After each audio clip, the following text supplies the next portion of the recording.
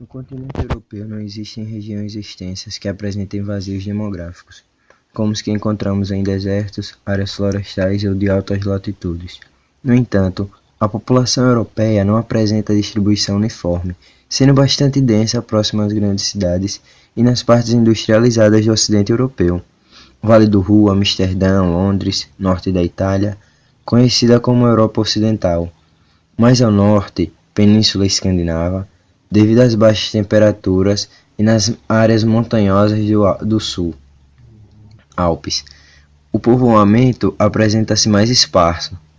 Por ser a porção menos desenvolvida economicamente, a parte meridional da Europa, que abrange as penínsulas Ibérica, Itálica e Balcânica, tem uma grande parcela da população ligada ao setor agropecuário. Dessas saíram muitos emigrantes para as áreas mais industrializadas do continente. Lembrem-se, emigrantes são os que saem de determinado local com destino a outro. Os países mais populosos são Rússia, Alemanha e França, que vem acompanhada por outros países.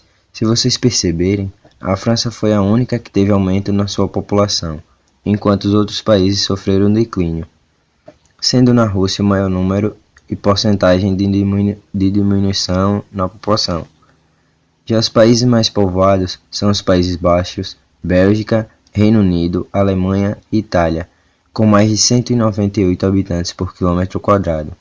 Vale lembrar que país populoso é paralelo a país povoado.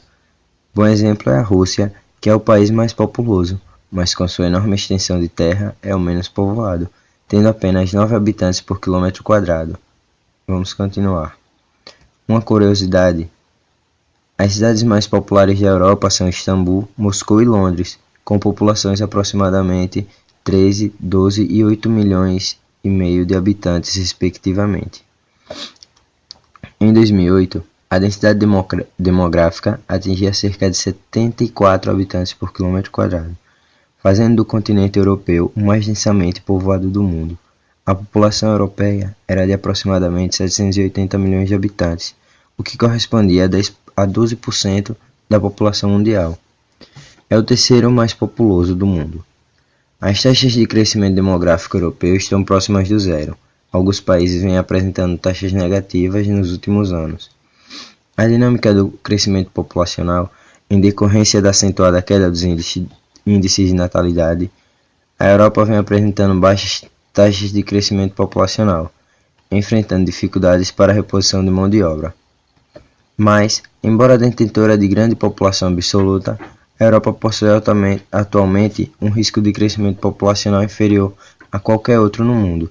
Certos países alcançaram um crescimento zero, devido ao número de nascimentos igual ao número de mortes, e alguns outros acusam até mesmo a regressão populacional, isso é, a população tem diminuído ao invés de aumentar. Embora não deve ser tomado como regra, de maneira geral, são os países mais desenvolvidos os que mais apresentam crescimento vegetativo negativo. Dessa forma, o déficit populacional tende a se acentuar em toda a Europa.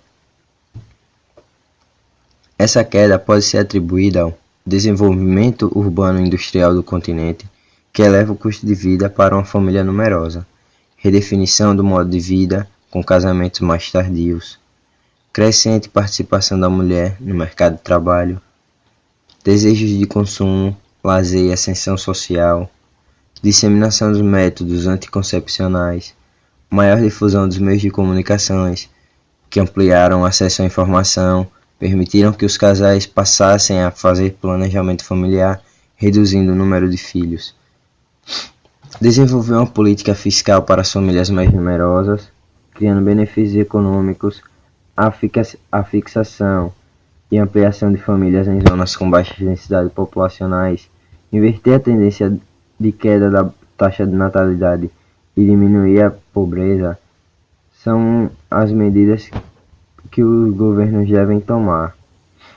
Alguns países já adotaram medidas parecidas, auxiliando como se fosse um bônus, ajudando a família com dinheiro, com auxílio.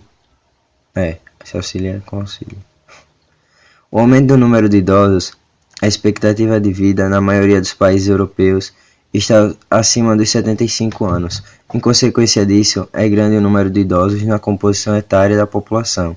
O comportamento demográfico europeu traz séria preocupação ao continente, pois ao mesmo tempo em que não há aumento da força de trabalho, ocorre elevação sensível dos idosos praticando atividade física na Alemanha, trazendo gastos com a previdência social. As pirâmides etárias apresentam estreitamente em suas bases. Assim, se essa situação de baixo índice de natalidade, com a elevação da expectativa de vida continuar, os topos das pirâmides ficarão cada vez mais largos, ou seja, a população mais velha, menos crianças nascendo, vai ser uma crise previdenciária. A única saída para a situação de falta de mão de obra na Europa seria a recepção de mais imigrantes, mas o que tem ocorrido é o contrário.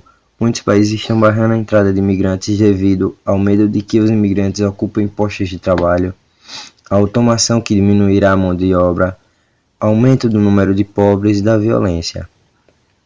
A continuidade dos movimentos migratórios, o fato do crescimento demográfico da população imigrante ser superior ao crescimento natural da Europa, gera uma crescente diversidade étnica e cultural nas sociedades dos países europeus. Diante desse fenômeno, tem o fato da população ter crescido, os movimentos imigrantes se concentrar nos xenófobos, em alguns povos de grandes centros urbanos da Europa, que atribui a maior visibilidade aos imigrantes a culpa pelo aumento dos problemas de desemprego e da criminalidade.